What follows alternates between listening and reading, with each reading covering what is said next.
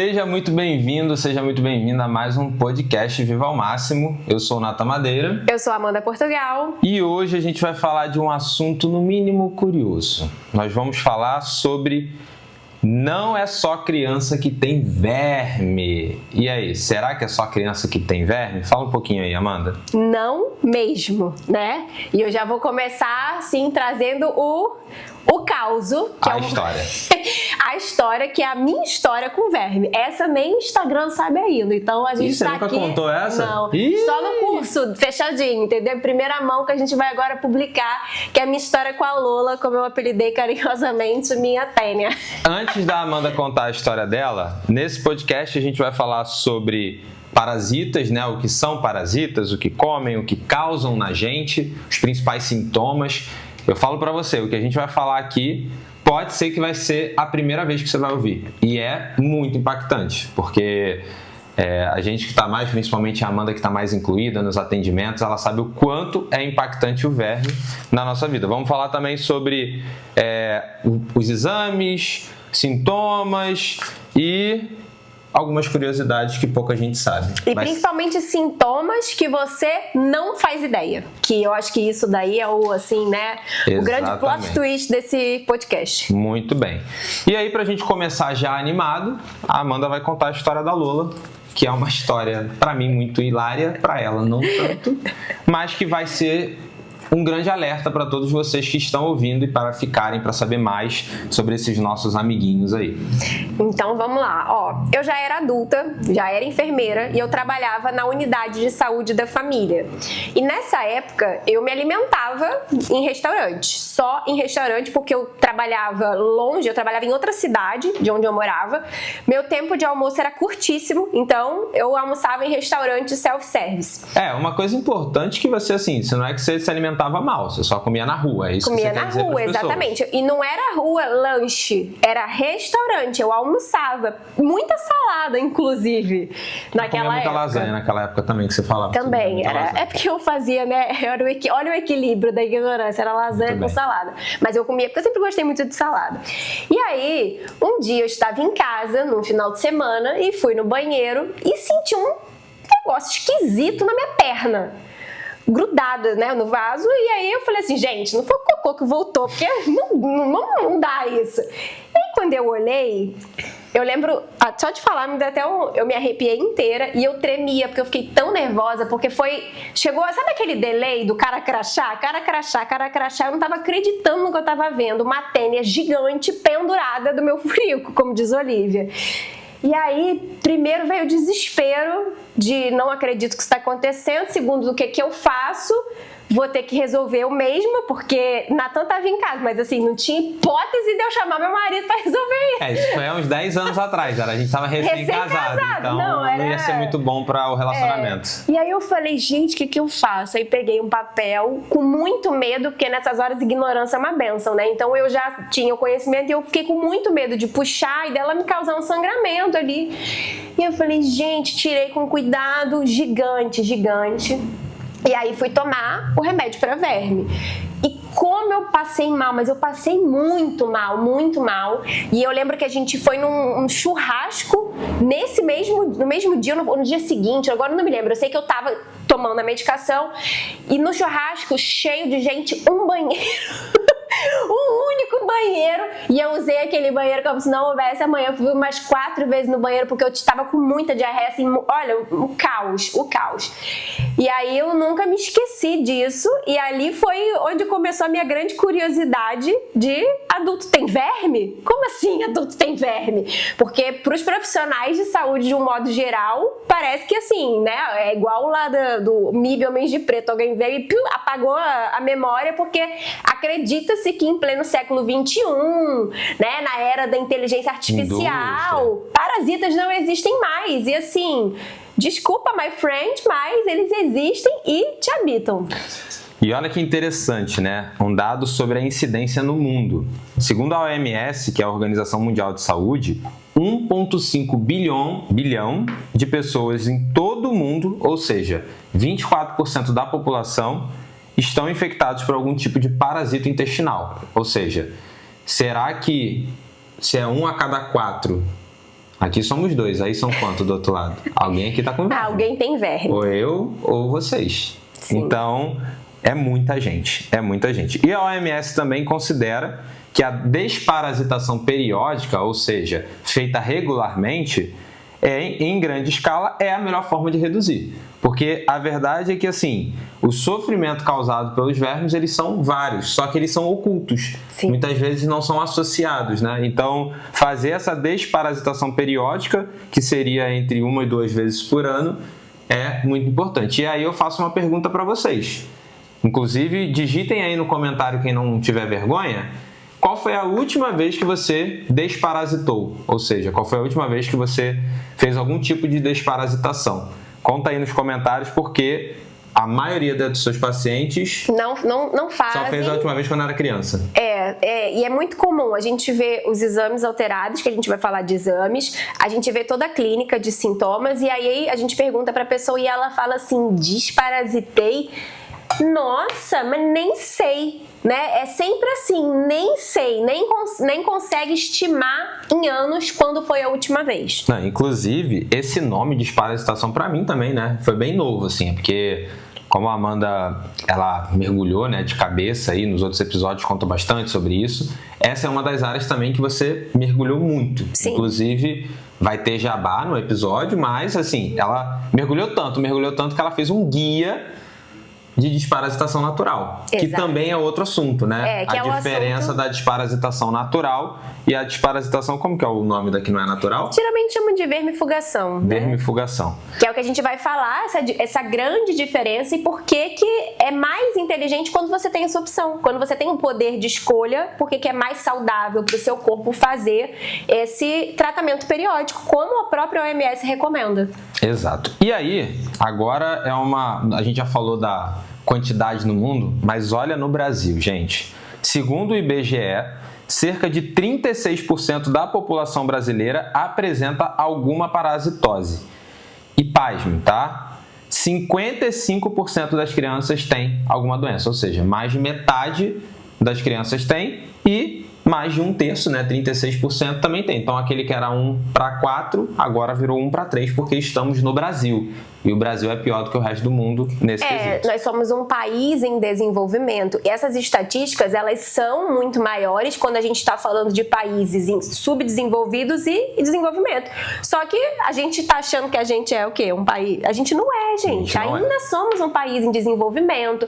Ainda temos áreas de extrema pobreza no Brasil. E vocês vão ver, inclusive, pelas áreas e pela estatística, que apesar de sim ter uma relação com a questão, né, financeira, social, com essa questão de vulnerabilidade, ainda em locais onde você tem um alto poder aquisitivo, os parasitas continuam existindo. No seu caso, né? Você não morava em algum lugar que não tinha saneamento básico, você tinha uma higiene super regular, exatamente. sempre cheirosa, nunca teve nenhum problema quanto a isso. Exato, só que eu me alimentava a minha vulnerabilidade era me alimentar na rua, e é a maioria das pessoas. Né? A maioria das pessoas, então se alimentando, inclusive quando você quer se alimentar de forma saudável. Saladas, frutas com casca, ou seja, água, né? São os veículos de contaminação de parasitas. Só para vocês, aí vai um outro quiz, né? Se você não tá acreditando nisso, quem aqui nunca foi no restaurante pegar uma salada e tinha uma larvinha, um caramujo, alguma coisinha? Então, assim, se a coisa que era grande não estava bem lavada, gente, imagina aquilo que a gente nem vê. Exatamente. Então, é uma realidade. O que a gente quer mostrar para vocês aqui é que é uma realidade, mas que, ao mesmo tempo que é uma realidade, tem solução. Sim. E a solução é mais simples do que você imagina. Então, antes da gente ir para as soluções, fala um pouquinho dessa parte da meta-análise e dos principais verminoses que tem no Brasil. Então, essa meta-análise, ela foi um estudo feito para avaliar de fato o povo brasileiro e identificou que a prevalência, né, que é os casos que se mantêm de parasitose intestinal, chegam em 46%. Então, todos os números que a gente falou até agora são números alarmantes, são números que a gente só trouxe para corroborar que vermes ainda existem existem, que eles continuam infectando, infestando e que tem muitos sintomas associados que as pessoas desconhecem, porque a dor de barriga, a diarreia, são sintomas meio que óbvios. Só que os parasitas não estão só no intestino, apesar de serem parasitas intestinais, como a gente vai falar aqui dos principais que essa meta-análise levantou, eles podem ir para qualquer órgão e com isso fazer sintomas diversos. Então, parasitas intestinais que foram os mais comuns no Brasil, ancilostomose, que muita gente conhece como bicho geográfico, é porque são vários tipos de parasitas que cursam com doenças diferentes. Então, o ancilostoma a gente conhece muito com o duodenal, que faz a infecção intestinal. Só que tem um outro que entra pela pele, que é chamado de bicho geográfico, e que muita gente conhece na região norte do Brasil, é bem comum. Ascaridíase, que é o ascaris, que é a famosa lombriga. Foi essa que você teve, não? Não, eu tive a tênia. Tá. A tênia a gente conhece porque ela parece um macarrão talharim e ela é um verme gigante. Ela é esse que sai e assusta horrores, né? A esquistossomose, que é o verme que vem pela doença lá do caramujo. A giardia, que é um dos mais incidentes e prevalentes em criança e que é a principal fonte de contaminação, sabe qual? A água. Aí. É a água do bebedouro, é água... E ele é tão... Falo que é tão filha da mãe que ele sobrevive no cloro. Ele tá na piscina! Tá na piscina, cara! Aí tu vai numa piscina de natação, Olivia, né? Quanto de água que aquela menina bebe fazendo natação? Gente, tá lá. A hora que a Olivia mais se hidrata, porque a gente já falou aqui, né? É muito importante se hidratar. A nossa filha, ela se hidrata muito em piscina, porque ela bebe muita água da piscina. É isso. Então, assim, é ilusão você achar que não tem. O oxiurus, que é o pequenininho lá que causa um estrago no furico, porque faz uma coceira insuportável, e a tênia, que vem da carne. Você gosta de churrasco? Você gosta do boi mugindo? Carninha mal passada. Carninha mal passada? Aí, pronto. Então, você também, provavelmente, né, essa é a forma que você vai ter aí de contrair a tênia.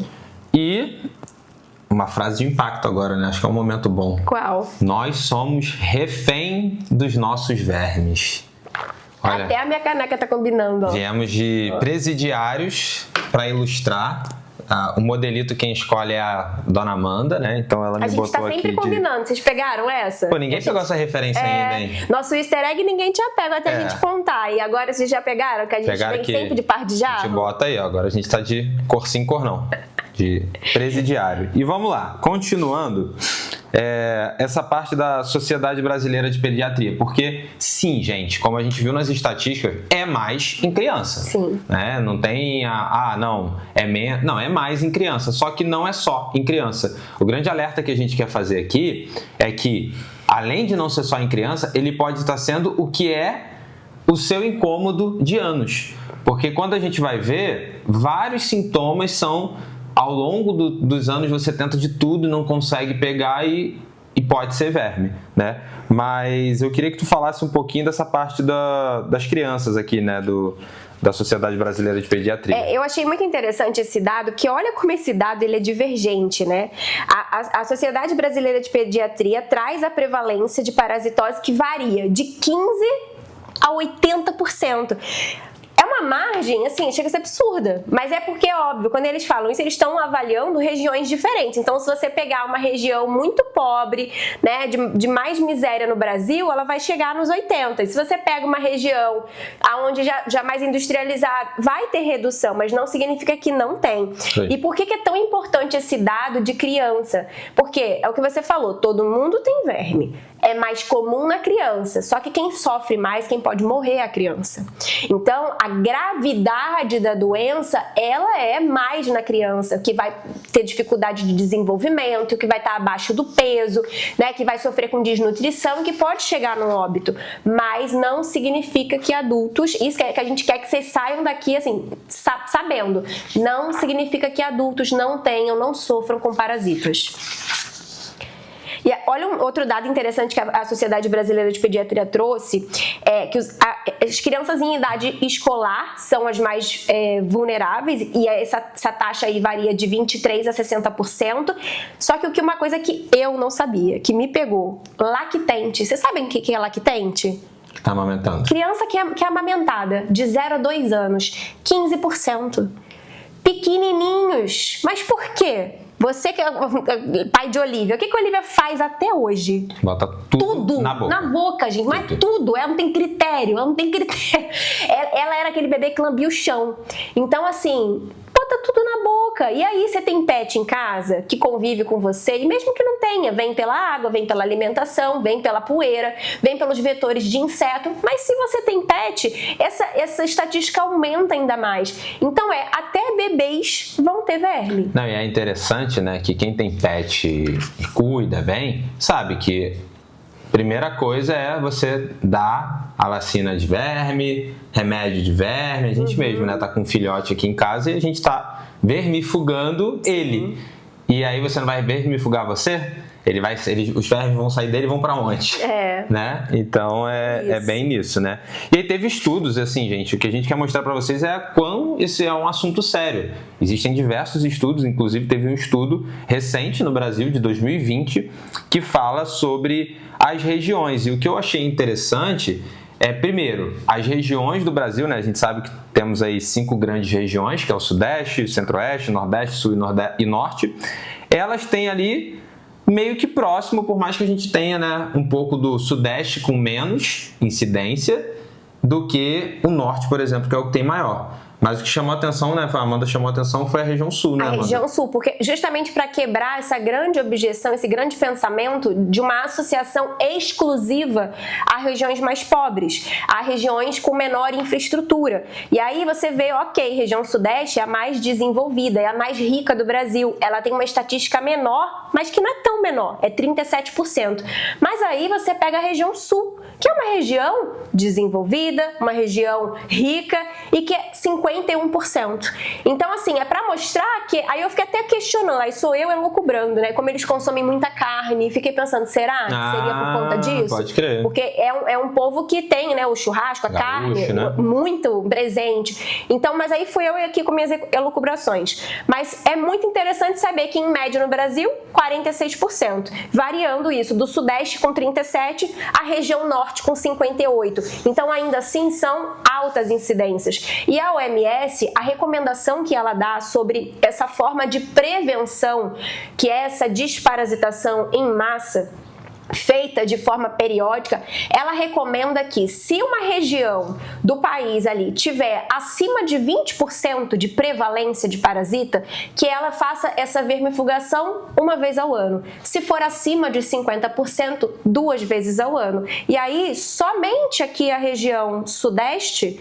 Não, na verdade, somente Sudeste e Centro-Oeste do nosso país que faria uma vez ao ano. Já Nordeste, Sul e Norte, 2 vezes ao ano. Que é para mostrar que, Brasil, alô, ó, a nossa incidência é alta. Parasitas ainda existem. E não fazer é aquilo do faça também a sua parte, porque para reduzir se todo mundo fizer. Claro que você fazendo, você vai ter os seus benefícios, mas quanto mais pessoas souberem disso, por isso aproveita que você está aqui, já deixa o like, já compartilha isso aqui com alguém que você conhece. Esse é o tipo de conteúdo que você tem que mandar para todo mundo, porque se todo mundo começar a fazer a desparasitação, a gente vai diminuir essa incidência. Exatamente, porque o ciclo da transmissão é exatamente essa. A pessoa está infectada, ela caga seus próprios vermes que vão para a água, para o sistema de abastecimento, que pode ter tratamento ou não, que a gente vê aqui, pelo menos aqui no Rio onde a gente mora, choveu, alagou, acabou. É isso. E aí você contamina outra pessoa. Então, basicamente, o ciclo da parasitose é esse. Então, se você faz de forma preventiva, se você está sempre fazendo, você reduz, você quebra esse ciclo de contaminação de transmissão. Gostei muito do francês da Amanda, vocês viram, né? O quê? A pessoa caga o verme, ou seja, bem polida na sua fala. Muito. Mas eu acredito que ficou bem clara a mensagem. Tá entre amigos falando de um assunto, né, de merda.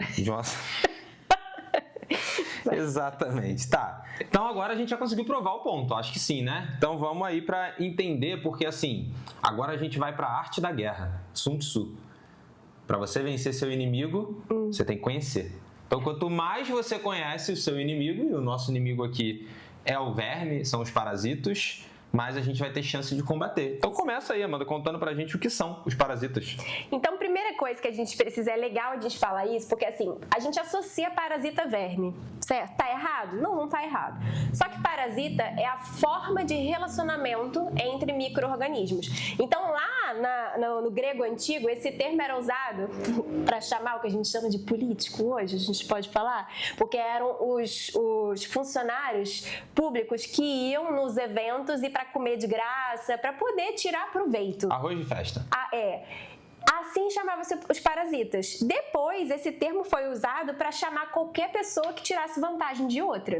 E aí, só lá no século XVIII, que um biólogo, que foi quem descobriu a tênia, que foi Carolus Linnaeus, que começou a chamar, que atribuiu esse termo parasita ao verme por conta da tênia. Então, parasita é a forma de relacionamento entre micro-organismos onde tem uma relação ganha-perde. O parasita ganha e o seu hospedeiro perde, porque ele vai estar espoliando, ele vai estar roubando nutrientes, roubando energia, roubando vitaminas, roubando sangue. Então não tem como o hospedeiro se dar bem nessa. É diferente da nossa microbiota intestinal, que vive em bactérias, que a gente precisa delas, que é uma relação ganha-ganha. Então, parasito, a relação é sempre ganha-perde. Ou seja, eles estão aqui sem pagar aluguel, né, no nosso corpinho, comendo das nossas coisinhas, sem pagar aluguel. Isso. E aí a gente já vai levar aí para essa parte da clínica. Poxa, se você tem uma pessoinha, né? Vamos colocar assim, que tá ali roubando tudo que você come, é dividido. Esse cálcio é um para mim, um para você. O ferro, um para mim, um para você. Vitamina D, um para mim, um para você. Como que você acha que você vai estar ao longo de dias, semanas, meses e anos? Aí tá cansada, tá sem energia, tá com anemia. Óbvio, porque ele vai estar roubando o que você precisa para as suas funções básicas, para que ele consiga sobreviver. Muito, muito, muito interessante. E só para a gente ter aqui ser bem claro aí, aqui você separou os tipos de parasitas, né? Isso. Conta um pouquinho aí de cada tipo, de novo, né? Com esse intuito da gente aprender. E logo em seguida a gente já vai para o que eles causam na gente. Então, lembra que eu disse que a gente tem os ectoparasitas, que, por exemplo, piolho é um parasita, carrapato é um parasita, fungos. A gente tem fungos que vivem com a gente, que fazem bem pra gente. Por exemplo, a Candida albicans, ela é um fungo que vive no nosso intestino, que quando em equilíbrio, ela não é chamada de parasita ali não, porque ela tá ok. O problema é quando surge esse super crescimento dela ou quando ela migra. Por exemplo, quando a cândida sai do intestino para poder abrigar lá a vagina da mulher fazendo candidíase. Quando ela tá na vagina, ela é um parasita, porque ela tá no lugar errado. E aí ela vai desequilibrar aquele local. Então, fungo também é um tipo de parasita. Bactéria pode ser parasita, vírus pode ser parasita, eumintos, que são os vermes, né? A tênia, a lombriga, e protozoários, como por exemplo giardia. Então tudo isso é parasita. Só que, né, a gente geralmente quando está falando disso, a gente está falando mais dos vermes mesmo, que entra aí os eumintos e os protozoários, que são os mais comuns de infectar humanos e de cursarem com esses quadros clínicos da parasitose. Boa, e aí o que eles causam na gente, assim, a lista é tão extensa, eu acho que a gente pode ir falando um pouquinho de cada coisa que causa e depois ir trazendo aí, né? Então, para mim o que chama muito a atenção é essa questão da alergia. Porque tem muitas pessoas que têm rinite, todas aquelas ites, né? Dermatite. E isso pode ser verme. Pode ser. Não quer dizer que a única causa, né? A gente fala disso assim, não é que tudo é verme, não é isso. Só que quando a gente pega um quadro de qualquer doença que seja, a gente precisa descartar o óbvio. Que é falar assim, ó, deixa eu fazer uma limpeza básica aqui antes de eu ir investigar com exames e não sei o quê. Então, muitos casos, você tem ali uma alergia crônica que não melhora. O parasita, o verme, quando ele está te albergando, ele vai gerar uma reação que a gente chama de imunogênica. Ele não pertence ao seu corpo, ele é um invasor. Quando ele entra, ele faz com que o seu sistema imunológico se ative. Seus soldados de defesa estão ali falando, opa, invasor, invasor, invasor. Isso deixa o seu sistema imune reativo. Vai fazer tanta alergia local, ou seja, ele entrou na pele, vai causar uma alergia na pele. Ele está no intestino, ele vai causar uma alergia no intestino. Ele migrou para o fígado, ele vai causar uma alergia no fígado. Então, aonde ele passeia, ele causa uma alergia.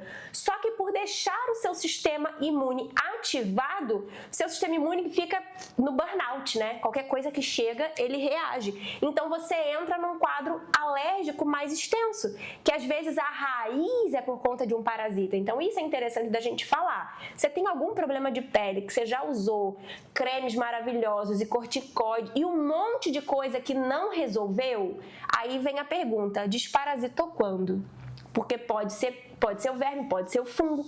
É um parasita ali, com certeza, que está causando, né, como raiz do seu problema. Uma coisa, né, que é o alerta é que, assim, o que a gente quer trazer aqui para vocês hoje é aquela pergunta: será que você já fez de tudo para resolver aquilo que te incomoda na sua saúde?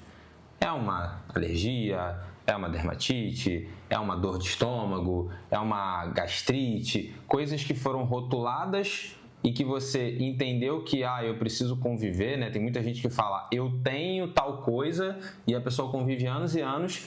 E a pergunta é, será que você fez tudo?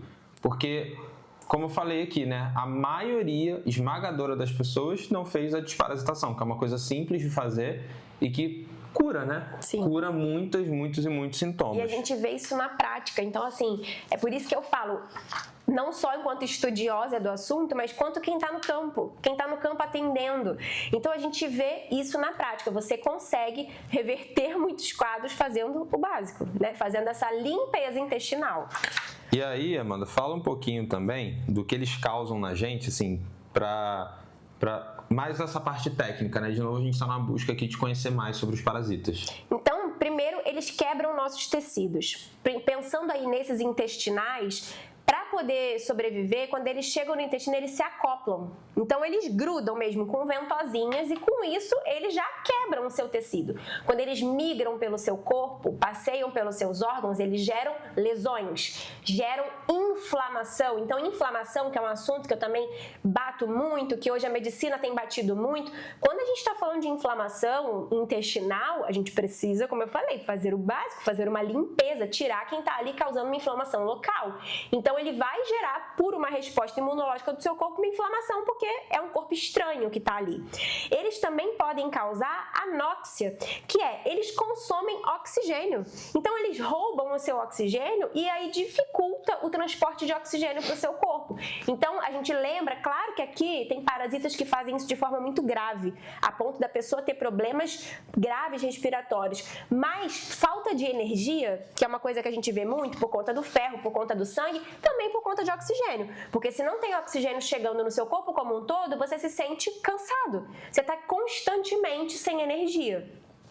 Além disso, eles podem causar obstrução intestinal. Quem faz muito isso é lombriga, porque eles colocam muitos ovos, são mais de 100 mil ovos por dia. Então, são muitos ao mesmo tempo. Se você der um Google em lombriga no intestino, você vai ver fotos assustadoras de cirurgias que são feitas para poder, a pessoa chega na emergência com dor abdominal intensa, muita dor, e aí ficam naquela investigação, é apendicite, é o que é, e aí geralmente eles vão fazer uma laparotomia exploratória, que é abrir a barriga para descobrir o que é. E aí, adivinha? Cheio de verme.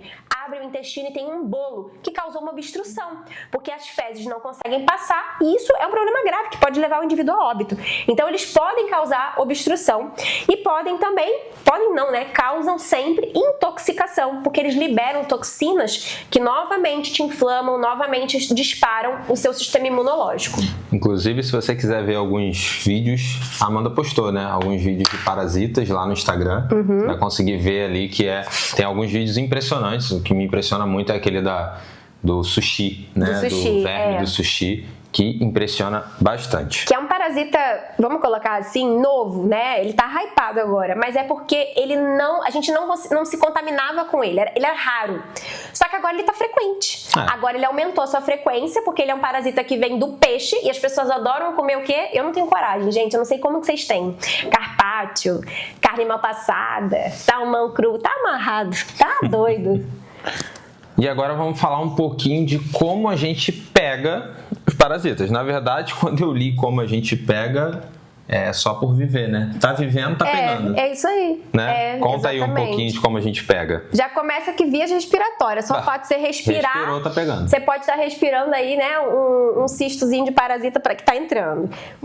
Além disso, transmissão de pessoa para pessoa, então objetos contaminados. Se você tem, como eu disse, você tem filho em casa, seu filho lá, a cada 2, um tá com verme, ele traz o vermezinho para casa, então tá no lençol, tá no objeto que ele divide com você para beber água, tá no seu animalzinho que lambe o furico e depois te dá um beijo, né, o lambejo. Então assim, gente, você tá vivendo, você tá exposto. Alimentos crus, né, então a carne principalmente, mal passada, as verduras, alimentos com casca de fruta. Então a gente precisa higienizar muito bem. Água contaminada, transmissão pelo solo, então de novo a questão da plantação, e transmissão por vetor, que é por mosquito. Então às vezes uma mosca, um mosquito pode levar ali o parasita para sua casa, tá? Ou seja, é muito fácil pegar, diferente da menina na balada, né? Que aí é mais difícil pegar. Meu Deus do céu, piadinha do tio da muito Calma, a piada vai ser muito boa. É muito fácil pegar, tanto que até feio pega verme. Não é isso? Meu Deus, você Será é muito tio da Suquita. Você tá tentando todo podcast trazer... Mas essa piada foi boa, não? Foi, Que até feio pega verme. Até feio pega verme. Então se você aí que tá do outro lado que é feio, cuidado. E porque, agora um tema polêmico, né? Falando sério, porque, como a gente falou, muitas vezes, gente, não é só a ignorância do médico e tudo mais, é a falta de informação mesmo. Tanto que uma coisa que é muito comum é o exame de fezes. Sim. Né? Vou fazer o exame de fezes para saber se tem verme. Provavelmente você já fez. E essa é uma informação que eu acho, sim, bizarra, né? Que a maioria dos exames mostra que não tem, só que na verdade tem, né? Como que é isso, Amanda? Por que eles mostram que não tem verme se você tem? Eu trouxe uma informação, porque assim, para não culparem o mensageiro, né? Eu trouxe da Sociedade Brasileira de Pediatria, que eu achei incrível. Tá lá, para você ir lá no site deles e ver, falando sobre o exame parasitológico de fezes. E aí eles falam assim: o parasitológico de fezes é o método mais econômico e de mais fácil execução. Porém, a baixa frequência de exames positivos dificulta o diagnóstico. Eu ri quando eu li isso aqui, porque assim, ele é pouco sensível para pegar. Então, quando você tem uma carga parasitária alta, você aumenta, é estatístico, né? Olha o tamanho do seu intestino tem metros. Você tem ali o cocô na última porção. E você, quando faz o exame, você pega uma porção do seu cocô para poder levar para o laboratório analisar. Então, você teria que estar o quê? Com uma carga muito alta para que você dê chance do seu cocô passar pelo intestino todo, trazer o ovo do parasita ou o pedaço do parasita junto, e no pedaço, na amostra que você colher, tá ali suficiente. Já começa por aí.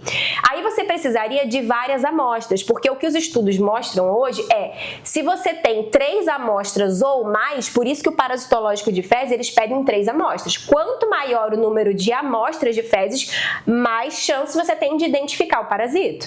Então, isso é importante. Você faz uma única amostra, muito mais difícil de pegar. E aí você tem essa baixa sensibilidade, que é as formas de análise de exame nem sempre conseguem captar. Vou dar um exemplo aqui do Oxiurus. Oxiurus é um parasita que você só consegue identificar que ele está presente nas fezes em 10% dos casos. Ou seja, a depender do tipo de verme que você tem, já é difícil mesmo ele ser pego. Então, você tem um exame que não é tão apurado, que é solicitado porque é um método barato. Vocês ouviram que a Sociedade Brasileira falou? É econômico e é simples de fazer, não significa que ele é o melhor. Então, a gente não pode separar a clínica do exame, e principalmente o exame de sangue, que eu vou trazer aqui, que a gente consegue identificar pelo exame de sangue. E além disso, você tem baixa solicitação, que é o cara que nem vai pedir o exame de fezes. O exame de fezes já não é lá essas coisas para poder avaliar. Mas aí o profissional nem vai pedir, porque dentro do escopo dele ali, das possíveis causas dos sintomas, nem passa na cabeça verme. Se for criança até passa, mas para adulto, e aí eu faço igual a Natan, lanço aqui para você deixar nos comentários. Qual foi a última vez que você foi num atendimento de profissional de saúde que ele solicitou para você exame de fezes, parasitológico de fezes? Não solicitou, gente. A gente sabe, não solicita. Mesmo que você tenha chegado lá dizendo que você tem um cansaço, uma indisposição, que seu ferro tá baixo, que você tá com anemia, ninguém vai pedir. Então, assim, já não tem solicitação. Então, por isso que tem uma subnotificação, né, de diagnóstico. E aí entra também um outro ponto que a gente fala muito na desparasitação natural, que é a relação com a Lua. Parasitas, mesmo os intestinais, ou seja, que habitam mais comumente o intestino, não estão localizados só no intestino. Quando eles entram no intestino, por exemplo, o Ascaris, ele passa pelo seu intestino, ele passa pelas células do intestino e ele chega lá na circulação portal, que é o fígado.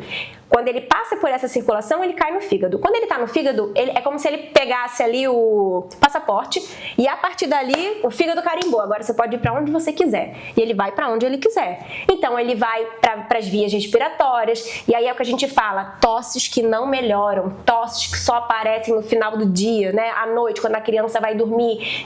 Claro que tosse tem diversas causas. Não é a única de parasita, mas não considerar parasita em tosse é um erro. Então tá tossindo, tá com uma congestão ali, um pigarro que a gente vê na criança, pode ser o Ascaris, porque ele faz trajeto pulmonar, ele causa rinite, ele causa sinusite. Então o parasita pode ir para qualquer lugar. E aí, a lua, que eu comecei a falar da lua e perdi. Na lua nova e lua cheia, a lua influencia em tudo. A gente sabe que as marés sobem, maré desce, a gente tem uma maior relação com surtos mentais, com parto. Então, a lua tem uma grande influência nos seres vivos e nos seres humanos. E no ciclo de vida dos parasitas também. Então, os parasitas, eles saem para copular quando tem mudança de lua nova e mudança de lua cheia. E aí, eles estavam escondidos. Você fez um exame de fezes num período que não era o favorável, que ele estava passeando, botando ovo e fazendo peripécias por aí. E aí você pegou uma amostra de fezes que não tinha nada. Então, até o período da coleta do exame tem influência. E a gente percebe que todo mundo, a partir de agora, vocês vão ficar atentos a isso. Baixa lá um aplicativozinho, tem vários gratuitos de lua, para você ver quando é lua nova e lua cheia. Sentiu alteração no teu sono? Percebeu que a sua criança está mais irritada, fazendo birra, chorando, com tosse, coçando o furico, com dor de barriga, mudança no apetite? É verme. É porque nesse período eles estão saracoteando pelo teu corpo e causando um monte de reação inflamatória, alergênica e que a gente não sente nitidamente, mas o seu corpo sente. E isso tem influência direta com alteração no sono, padrão de sono. Então fica esse alerta, essa observação, e é por isso que é tão difícil de identificar pelo exame de fezes. Então não dá para você falar isso, só vai tomar medicação se o exame de fezes der positivo. Isso é outro erro. Eu estou bem chateado. Com o quê? Porque só quem já fez exame de fezes, que é uma dificuldade, colocou seu cocô bonitinho na geladeira, vai lá depois, deixa 2 dias na geladeira, porque às vezes o laboratório demora, para entregar pro laboratório para eles não acharem, porque eles ainda estão dentro de mim. Isso é bem revoltante. Eu acho que eu vou fazer alguém me ajuda aí, uma petição contra o exame de verme por o exame de fezes em si, porque ele sempre me incomodou muito. Ainda bem, né, que os médicos não pedem nesse sentido, porque ele me incomoda e parece que não serve pra nada, né? Então, tipo mas não é porque não tá aparecendo no exame que você não tem verme, né? Sim. Então, se te pedirem o exame de fezes, faz isso, dá uma segurada no cocô, pra quando chegar a lua certa, tu bota pra fora que eles vêm e vai dar tudo certo. E agora vamos para os sinais, né? Os sinais do exame de sangue. Do como você descobre se você tem verme. E assim, gente, o que a gente quer também, né? E o objetivo do podcast Viva ao Máximo é te dar conhecimento. Porque o conhecimento vai te fazer decidir, né? Inclusive cobrar o médico ou ali, até mesmo buscar sozinho a própria resposta, né? Essa autonomia de entender. Então, claro que vai ter aqui, a Amanda vai falar um pouco das pistas que deixa no exame de sangue, mas essa identificação pessoal que poxa, tem período da lua que tá com mais, assim, eu tô com uma coceira, eu tô com uma coisa, eu tô com uma tosse. Isso são coisas que você não precisa de um exame para saber. E a vantagem é que a desparasitação natural, ela não tem efeito... Não tem efeito adverso. Adverso, né? Não tem ali... de super baixo risco, porque você tem... A gente vai falar o que são, mas a gente tem diversas formas. Desde algumas mais complexas, mas mais eficazes, como as tinturas, mas o uso de chás, de sementes, que você inclui ali na sua alimentação e que vão estar fazendo uma manutenção periódica. Inclusive, que tem eficácia. Tu postou esses dias, né? Que é do caroço do mamão. Por exemplo, né? Mas isso daí é simpatia. Não, gente, não é simpatia. Não é química. É química, né? O caroço tem lá... Tem a papaína, tem a carpaína, que conseguem paralisar, conseguem entrar na membrana do parasita para fazer ele morrer, conseguem paralisar ele a ponto dele não se locomover mais e com isso ele ser expulso. Então, essa é uma. Tem a semente de abóbora, tem o chá de orégano, tem chá de tomilho. Então, tem várias coisas que você consegue incluir na sua alimentação para fazer a cada 2 meses, a cada 3 meses, e aí fazer o uso das tinturas, pensando que a tintura seria um substituto do remédio, do vermífugo, para quem deseja uma alternativa mais natural, que vocês vão entender os benefícios depois. E aí a tintura entra para fazer esse 1 vez no ano, 2 vezes no ano. Inclusive, se você quiser ter acesso a todas essas receitas naturais de tinturas, de sementes, de chás, abaixo aqui nesse episódio tem um link para o Guia da Desparasitação Natural. Aproveita que ele está em promoção, não sei se vai estar quando você vai estar assistindo esse episódio, mas testa lá, clica no link, ele está somente R$29. Isso mesmo, R$29 para você ter lá um monte, eu nem sei quantas tem de receitas. Nem me lembro, mas são muitas receitas. Para adulto, para criança, para pet. Ele é ilustrado. Eu fiz ele de forma muito didática e gostosa de ler, todo divididinho para poder facilitar, para virar um guia. Qual é o objetivo do guia, diferente de um livro, né? É que você consulta. Então você vai ter de posse ali de um material para te dar livre autonomia, com explicação de dose, forma de uso, farmácias para você conseguir comprar, onde você consegue encontrar, para você fazer de tempos em tempos. Então você vai lá como uma consulta e vai abrir. Eu quero dessa vez fazer o chá. Dessa vez eu vou fazer a tintura. Mas quando? Mas quanto? Tá tudo lá. Tudo lá explicadinho, tá muito barato. Então não deixe aí de aproveitar, já clica, garante o seu aí. E vamos lá. Quais são esses sinais aí, as pistas que deixam no exame de sangue? Então, o exame de sangue, que é o hemograma, né? Que é um exame super simples, ele te dá muitas pistas. Os parasitas intestinais, principalmente os intestinais, eles reduzem em até 20% o ferro que vem da nossa dieta. E eles são responsáveis por 95% das anemias. Então, você vê uma pessoa que tem uma anemia crônica e não investigar parasita, é um erro. A gente precisa fazer, como eu disse, o básico antes de ir para o avançado. Então, o que significa, né? Como que você pode ter essa autonomia de pegar o seu exame e falar, tá, mas como que eu sei se eu tenho anemia ou não? Então, vamos começar lá pelo primeiro item que você encontra no seu hemograma, que são os eritrócitos, hemácias. Se tiver menor do que 4, já está indicando ali uma anemia. Aí você vai juntar, tá, essas informações. Hemoglobina menor do que 13, anemia. Hematócrito, que é a concentração de hemácias no seu sangue, menor do que 39 na mulher e menor do que 42 no homem, anemia. Então, esses 3, eles avaliam anemia. Então, você já fica assim, poxa, eu sei que parasita consome ferro, eu sei que ele consome sangue, então, né? Uma das causas é essa. Aí a ferritina é um exame que a gente não vem no hemograma, ele é pedido além. Se você vê uma ferritina baixa, o ideal é entre 70 e 100. Só que na prática, eu falo isso, né, com convicção. Na prática, a gente vê muito mal mulheres chegando com uma ferritina de 40 e olhe lá. E quando a gente vê 40, a gente está glorificando de pé. Porque as ferritinas, elas vêm muito, muito, muito baixas por causas diversas. Menstruação, má alimentação, má absorção. Mas se você tem esses 3 itens que eu falei da anemia e mais uma ferritina abaixo de 50, aí a gente fala assim, mais um sinal ali de anemia. Aí você tem um marcador que ele é quase que específico para parasita, que são os eosinófilos, que está no seu hemograma lá na parte de leucograma, que é a parte de análise dos glóbulos brancos. Eosinófilo, ele só se altera em 2 casos, parasitas e alergias. E parasita causa alergia. Então, tá? Mas a gente sempre fala isso porque você pode ter uma pessoa que é alérgica a leite, que é alérgica a ovo, que é alérgica a outras coisas glúten, né? E que ele vai estar alterado, tá? Mas se ele der maior do que 3%, é muito, tem quase, você fazendo checklist lá, parasita. Basófilos, que também são outras células brancas maior do que 1%, e leucócitos maior do que 6.500. Você juntou esse combo todo aí que eu falei, significa que precisa estar tudo alterado? Não.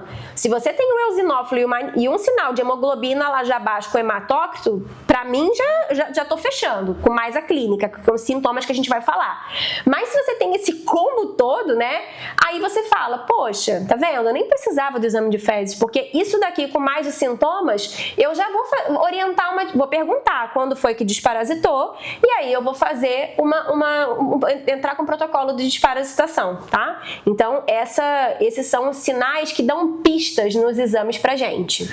E os sintomas mais comuns aqui, né, que são os óbvios, são barriga estufada, diarreia ou prisão de ventre, desconforto abdominal, dor ao evacuar, gases em excesso, então se você é aquele peidorreiro ou tem alguém peidorreiro, pode ser verme. Muita fome ou falta de apetite e coceira anal ou vaginal. Aqui tem um vídeo espetacular que a Amanda postou, que é um cara coçando o furico no meio do jogo de futebol. E, cara, é hilário porque ele coça, depois ele dá uma cheiradinha pra saber qual que era o verme ali. Então, assim, gente, sei que a gente tá brincando, mas, assim, são coisas comuns. Então, se você tá com esses sintomas comuns há muito tempo, sim, porque uma coisa é, eu comi alguma coisa ali, tive um desconforto, depois passou, cara, beleza. Agora, se toda hora tu tá coçando lá, se toda hora você tá tendo dor, se você tem muitos gases, é bom investigar. E aqui é aquilo, né? A Amanda falou e eu gosto dessa analogia. Cara, pensa em limpar a casa. Tá tudo bem, você não... será que eu tenho ou não tenho? Como é a desparasitação natural algo que é pouco, como que eu posso falar? De baixo risco, né? Não tem efeito colateral. Cara, é melhor você fazer e falar assim, beleza, pelo menos eu fiz. Então, é legal também você ter esse pensamento, porque às vezes a parte do exame acaba se tornando algo muito complexo e é o que a gente lembra, né? Eu lembro quando eu era criança que era normal o pediatra falar para desparasitar, né, 2 vezes por ano, a criança ali e tudo mais. Só que depois que você vira adulto, você não faz mais. Então, tá errado, né? Deveria fazer, porque é muito importante. Sim. Esses sintomas comuns, acho que todo mundo já deve ter falado. Esses são mais óbvios, é mais fácil da gente suspeitar de verme. Só que tem os sintomas que a pessoa vai falar assim, imagina, né? E eu vejo isso na praia, imagina que isso daí é verme. Só que tem associação. Então, quando pensa que isso aqui é um quebra-cabeça, você não vai montar uma imagem com uma única peça, mas quando você tem várias peças montando uma imagem, você consegue, né, fica mais claro o que você está vendo. Então, é uma soma de fatores. É isso que eu quero que vocês saiam daqui entendendo. É uma soma de fatores. Então, nunca é uma coisa só isolada. Mas se você juntou várias peças e ela te mostrou uma imagem, né, fica claro ali. Então, sintomas que as pessoas não fazem ideia. Rinite. Mas eu tenho sempre rinite. Então, assim, a gente investiga primeiro o parasita, tira o parasita. Não melhorou? Então, aí a gente vai investigar o intestino, a alimentação, entra em outro quadro. Mas, como eu falei, o básico, limpa, tira, até para tirar fator de confusão da história. Então, rinite, bronquite, asma. Parasitas passam pelo pulmão, principalmente a lombriga, ela faz ciclo de vida no pulmão, então vai causar sintomas respiratórios, vai causar alergia local. Nariz escorrendo, criança que está sempre com o nariz escorrendo. Aí, claro, tem diversas viroses que causam isso, mas não exclua parasita. Olheira funda em criança. Quando você vê uma criança que dorme, criança às vezes dorme 10 horas por noite, 11 horas por noite, e ela está com olheira, isso é verme, porque isso vem de uma deficiência nutricional. A própria desnutrição, como a gente falou, não só anemia, mas baixo ferro, baixos níveis de vitamina B12, baixo zinco, Tem isso tudo no exame? Provável parasita. E aqui vem esse aqui eu quero que vocês agora peguem um marcador de texto para vocês grifarem vontade desesperada por doce. Se você tem desespero por doce, eu ouso dizer que essa vontade não é sua, ela é dos seus parasitas. Isso é maravilhoso, gente, porque pensa. É uma ótima forma de você botar a culpa em alguém, né? Você que fica aí atacando a geladeira de madrugada, que termina de almoçar e preciso de um docinho, que não vive sem um docinho, que é formiga, né? Tem muita gente que fala assim, eu sou formiga. Talvez não seja a formiga, e sim um vermezinho dentro de você, doido para comer doce e te fazendo essa vontade louca que gera consequências. A gente tem um episódio passado sobre o açúcar, né? Sim. Sobre esse doce veneno, e o doce... a composição dele é açúcar, né? A maior parte dos doces são de açúcar ou de coisas, né, com muita parte de açúcar. Então... E que gera energia muito rápida, por isso que o parasita pede. Porque pro ciclo de vida dele é muito interessante, é uma fonte de energia maravilhosa, que não dá trabalho. Vira uma festa, né? Exatamente. Você tá fazendo uma festa para eles aí. Continuando aqui, tem a tosse persistente, né? Que volta essa questão do pulmão, como a gente falou. Dor de cabeça, dor no corpo e dor articular. Parasitas também migram para as articulações. Aí a gente vê muitas dores articulares que, quando você desparasita, elas somem. Aí você fala, nossa, que curioso. Que curioso, porque o parasita estava lá na articulação. E aí, por isso que às vezes você fez o exame de fezes e não pegou. Porque ele estava lá, muito bonitinho nas articulações. Então, eles podem ir para qualquer lugar. Dermatite, como a gente já disse, nariz escorrendo também já falamos. Coceira em couro cabeludo, coceira no ouvido, coceira no nariz. Coceira no ouvido e coceira no nariz é muito interessante, porque a rinite faz a coceira no nariz, mas aquela coceira funda no ouvido, ela é bem comum de parasita e de fungo. Você tinha muito, né? Muito. Então, aquela coceira profunda, eu parecia um cachorro, né? Que ficava assim, ó. Era uma delícia coçar. Isso daí é parasita e fungo, tá?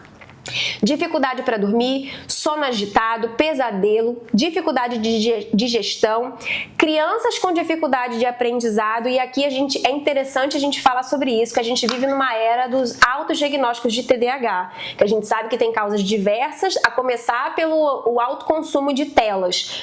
Mas se você tem uma criança, se você trabalha com educação infantil, você lida diretamente com esse público, ou se você simplesmente é pai e mãe e tá vendo uma criança com dificuldade de aprendizado, a primeira coisa a se fazer, antes de qualquer coisa mirabolante, é desparasitar essa criança. Porque ela pode estar com baixa de nutrição, então é desparasitar, fazer um exame para investigar a parte nutricional, corrigir as deficiências e olhar para a alimentação dessa criança, tá? Mas não tirar o básico, de novo, não limpar a casa, não fazer o óbvio é um grande erro. A mesma coisa, crianças que têm... Gente, criança é criança, tá? Criança tem episódios de birra, de irritabilidade, de mau humor, tá de ovo virado, como qualquer pessoa acorda. Só que se a sua criança, que você já conhece, você sabe que ela mudou o padrão. Meu filho tá um pouco além, tá fazendo mais birra que o normal, tá dando crises de choro, se jogando no chão, fazendo umas coisas meio estranhas. Verme! Desparasita essa criança, porque os parasitas causam muitos desconfortos na criança, liberam muitas toxinas que têm tropismo pelo tecido cerebral, que causam uma intoxicação. Então, precisa desparasitar essa criança, e aí na maioria dos casos você vê, que é o que eu falo, ela não vai deixar de ser criança, ela não vai deixar de fazer birra, só que você vê que ela sai daquele quadro extremo, daquela mudança de comportamento extrema. Aconteceu aqui em casa, né? Muito. Com a Olivia. Inclusive, ela tá agora no protocolo, né? Tá fazendo. Como sempre, a gente faz com ela 2 vezes no ano com a tintura e de formas ali, outras formas de sementes. Ela adora semente de abóbora. São os protocolos de manutenção. Que é o que eu falo, tá na dieta. Outro dia ela comeu lá a semente do mamão, não gostou não. Eu que gostei da semente do mamão, mas ela não curtiu, ela gosta da semente mas ela, assim, é incrível, porque da Olivia é nítido, assim. Tanto que ela mesmo, ela reclama bastante. Tô com o meu furicozinho coçando, né? Dor na barriga. Ela reclama muito, e aí quando faz o protocolo, ela vai embora. Fica de boa. Então é muito importante isso daí mesmo. E aí, a gente trouxe aqui algumas curiosidades, né? Eu vou trazer aqui uma que, pelo menos essa daqui, assim, é pesada, que é a 17ª causa mundial de morte. A maioria decorrente de obstrução intestinal ou das vias biliares. Ou seja, cara, É a 17ª causa de morte. A lombriga, você não disse que é. A lombriga. A lombriga. Não É tá a escrito aqui a infecção lombriga. É que tá em cima. Ah, foi mal. É a infecção intestinal mais comum no mundo, contaminando 1/4 da população mundial e a 17ª causa de morte por obstrução, que é o Ascaris que eu falei. Que a pessoa dá entrada na emergência com uma intensa dor abdominal, vai para uma cirurgia para descobrir o que é, abre o intestino e vê um monte de verme. Porque eles colocam 200.000 ovos por dia. Gente, é muito... Tanto que a gente fala que o Ascaris, ele é um dos mais difíceis de você desparasitar. Por isso que tem protocolos específicos para pegar ele. Porque não é que ele é difícil de morrer, só que ele se reproduz tomar do pai, o ovinho tá lá ainda pra nascer de novo. É tão intenso essa recontaminação que por isso se torna difícil. Então, o Ascaris, ele é um dos mais difíceis e é por isso que a gente fala tanto. Olha a incidência dele é super alta. Ele faz quadro respiratório. Aí você vê um monte de criança com quadro respiratório que não tá fazendo isso, que não estão olhando pra isso. Estão só colocando na culpa da virose. Isso aí. Outra coisa é o oxiurus, né? Que ele causa muita alteração no sono, agitação noturna, insônia. Então, assim, muitas pessoas têm dificuldade para dormir. Inclusive, a gente já tem episódio do sono, não? Mas a gente fala, né? Não, mas a gente vai fazer. Da rotina, a gente vai fazer no também. No ciclo circadiano a gente fala um pouco. A gente fala um pouco e é bom olhar para isso, né? Se você já fez ali, já parei de ver tela, já tenho ali um ritual para dormir, mesmo assim eu não consigo dormir muito bem, provavelmente você está com verme também. Isso daí é importante esse alerta. Isso. E além disso, o oxiurus, que o oxiurus ele é o menor eumintozinho que a gente tem, ele é 1 centímetro, branquinho, às vezes você consegue até ver, né, ali na vulva, ou então ali na região perianal, você consegue até ver ele passeando. Ele pode causar, porque ele fica nessa região, mas ele sobe, ele migra, Esse e é o ele da passeia. coceira. Esse é o da coceira, que causa coceira intensa. Inclusive causa coceira intensa vaginal, que muitas mulheres às vezes acham que é candidíase, porque é um fungo que causa muita coceira, mas pode ser o oxiurus. Só que olha o que ele pode fazer, ele sobe. E aí quando ele sobe, ele faz infecção de bexiga, de colo de útero, ele causa cólica uterina, ele causa obstrução de tuba uterina. Tem mulheres que não conseguem engravidar porque tem obstrução por conta de oxiurus. Inflamação da próstata e do pênis e apendicite. Eu tive apendicite, né? Aliás, acho que nesse episódio eu tô me descobrindo que eu sou uma verminosa, né? Porque eu já tive muitos episódios aí com parasita e eu tive apendicite na época da faculdade. E aí, qual a causa? Podem ser diversas, mas uma delas é que pode ter sido por conta de oxiurus, pode ter sido por conta de verme. E apendicite, quando inflama, você tem que retirar cirurgicamente, né? Isso. E aqui agora para aqueles que gostam do amorzinho, né? É uma forma de contágio, cuidado. Uma forma de contágio também é o sexo. Né? Anal e oral. Oral, exatamente. Então, é uma forma de contágio de diversos parasitas. Diferente da gravidez, que é só lá na perseguida que você consegue botar filho. Nas outras brincadeiras, você pode botar um filhinho na outra pessoa, só que esse filhinho vai ser um verme. Exatamente. Aí você pode dar um nome também, né, se você quiser pra ele, mas também é causa de... Por isso que a gente sempre fala sobre proteção, gente. Usem camisinha. Isso aí. Aí aqui mais a giardia, né? A giardia é aquele da piscina que eu falei, na verdade que a contaminação é por água e ela pode estar na piscina e ela é um quadro muito grave que causa diarreia, só que num quadro agudo. Num quadro crônico ela pode ficar lá muito bem, obrigada, morando com você. E aí esse quadro crônico, que a pessoa nem suspeita que tem, leva a uma síndrome de má absorção. E aí aquela pessoa que você vê nos exames que ela tá com a vitamina A baixa, vitamina D baixa, vitamina C baixa, vitamina E baixa, vitamina K baixa, por conta de parasita, tá? E aí um outro dado interessante é sobre a tênia, na verdade sobre o complexo tênia e cisticerco. Tênia é aquela que eu tive, que é a que a gente contrai aí da carne do boi ou da carne do porco. Todo mundo tem medo de comer carne de porco mal passada, mas muita gente nem sabe por quê. Porque quando você contrai esse verme gigante é porque você contraiu a larva. Só que tem um risco, de uma forma acidental, de você contrair o ovo, que é com essa larvinha pequenininha que vai pro cérebro e causa a neurocisticercose. E aí a gente tem um dado aqui muito interessante da OMS, que ela estima que 50 milhões de indivíduos estão infectados ou pela teníase ou pelo cisticerco e 50 mil morrem por ano, ou seja, 10% das pessoas contaminadas vão a óbito. E aí como a gente fala dessa parasitose crônica que leva muito tempo, quando você está falando de cisticerco, ou seja, desse vermezinho que vai para o teu cérebro, você pode ficar com ele, eles sobrevivem no seu corpo por um período de 3 a 6 anos. 3 a 6 anos você vivendo com verme que leva a óbito, né, e que causa muitas disfunções, principalmente psicológicas. Inclusive a gente tem uma informação que na população psiquiátrica a incidência de neurocisticercose é 5 vezes mais elevada do que na população normal. Então é interessante saber disso, que muitas pessoas que têm aí um diagnóstico de esquizofrenia ou até de bipolaridade, que isso pode ser por conta de parasito, né? Então assim, tem uma relação, então é importante a gente saber. Boa. Mais alguma informação aí de curiosidade que você quer passar? Não, a gente pode ir para a parte da desparasitação natural. Então vamos falar aí do que é a desparasitação natural. A gente já deu alguma pincelada aí durante o episódio, mas basicamente o natural é porque ela vem da natureza, né? Então conta um pouquinho aí pra gente o que é essa desparasitação natural. Então, diferente do remédio de farmácia, que é o que a gente chama do alopático, é quando a gente usa tinturas, óleos essenciais, chás, sementes, florais, para poder fazer essa desparasitação. Então a gente tem formas que são altamente eficazes, que a gente consegue colocar ali páreo duro com as medicações de farmácia, que são no caso do complexo de tinturas, e você tem as formas que são um pouco menos eficazes, mas que também são boas para você fazer esse protocolo de manutenção. Então de tempo em tempo você está utilizando determinados chás de forma estratégica, por um período de tempo, numa quantidade certa, com esse objetivo medicinal.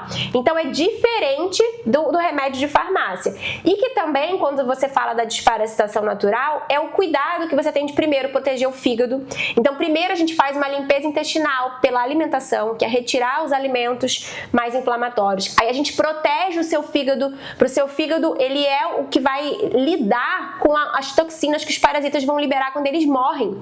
E é o mesmo fígado de quem toma uma medicação de vermífugo com quem faz a desparasitação natural. A diferença é que aqui a gente está cuidando. Então é um fígado que ele tem mais capacidade de lidar com isso e menos efeitos colaterais. Então a gente faz essa proteção e a gente neutraliza essas toxinas, porque quando o parasita morre, libera muita toxina, que causa sintoma de gripe, dor de cabeça, dor no corpo, obstrução nasal. Então causa muitos sintomas e aí você consegue neutralizar com aminoácidos para poder diminuir, aminoácidos e fitoterápicos, para diminuir esses efeitos. Então é bem diferente o tratamento.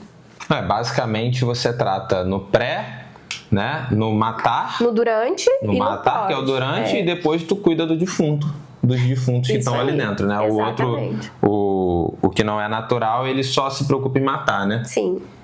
Beleza. E a desparasitação natural, ela é melhor do que a que é vendida em farmácia? E aí você entra até na questão do espectro.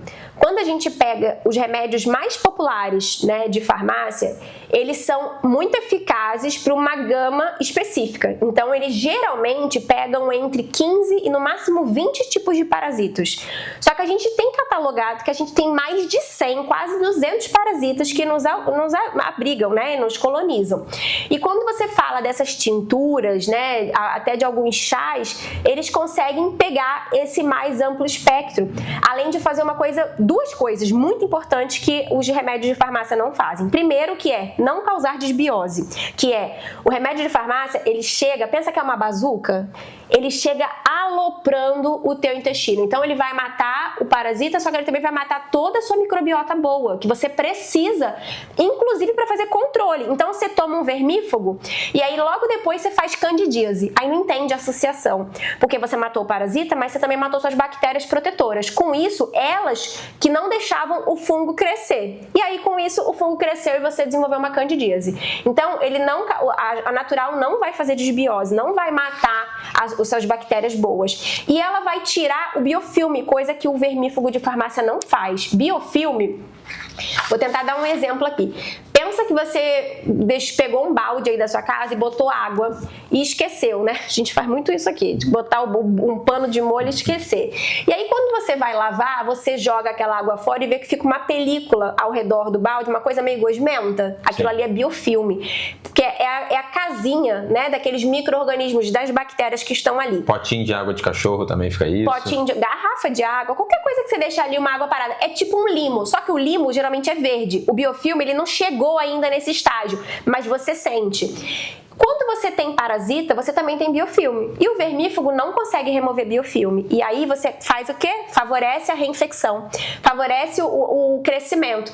Já quando você faz a desparasitação natural, ela remove o parasita e biofilme. Então você faz essa limpeza correta para não deixar aquilo ali crescer novamente. Muito bom. E essa parte da desparasitação natural, ela tem a relação que você falou com a lua, né? Isso. E isso você ensina também lá no livro? Ensino, que a gente faz a desparasitação conforme a lua. Então, geralmente, a gente faz na lua nova. Até pode se fazer na lua cheia.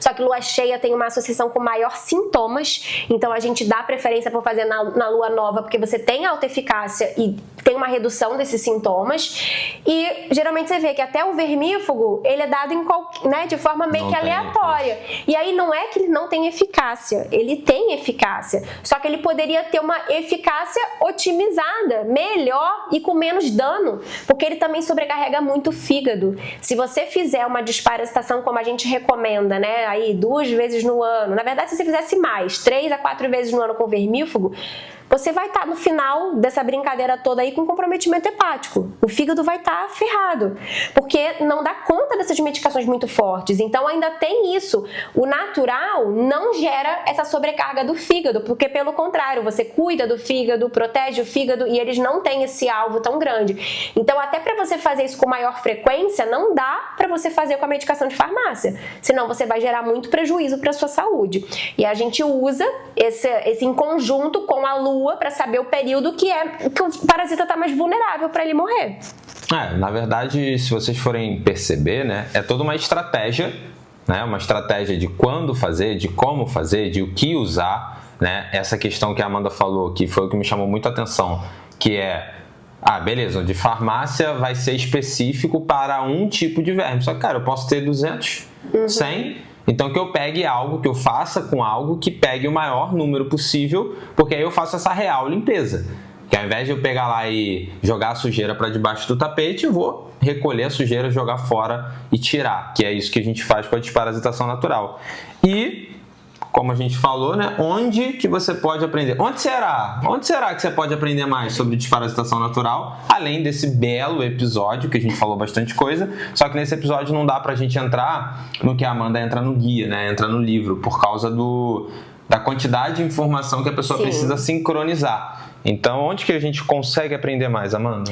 No Guia da Desparasitação Natural, que é o livro, onde, como eu falei, ele é um livro de consulta para você ter tudo ali o que você precisa fazer, como fazer de forma segura, e que vai ter também o curso, né?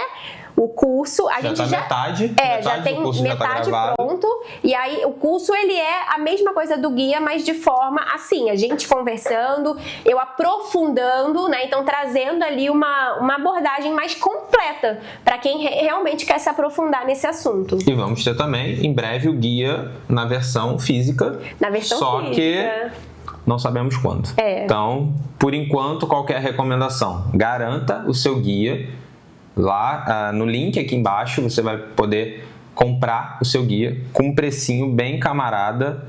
Então aproveita, porque assim, a certeza que eu saio desse episódio é que você tem verme, como eu tenho verme, a Amanda tem verme. Então, a gente trata mais, então a gente provavelmente a gente está fora da estatística porque a gente sempre desparasita, mas a gente vai pegar. É natural, como a gente viu aqui, só de respirar você está pegando, então... Inclusive no livro tem as formas de prevenção, porque é tão importante quanto você fazer esse tratamento, né, periódico, é você saber como prevenir. Então tem lá diversas formas de você prevenir, de como você higienizar corretamente os alimentos da sua casa. Então tudo está no guia, foi tudo pensado para te dar essa autonomia para que você consiga seguir. Então é isso, garanta seu guia. Esse foi mais um episódio do podcast Viva ao Máximo, Onde que vocês encontram a Amanda? No Instagram, no @AmandaPortugalMax, com bastante conteúdo lá. Agora também tem um canal no YouTube que tá tendo, o foco são aulas. Então, onde eu consigo me aprofundar um pouco mais sobre os temas, que é no Amanda Portugal Max.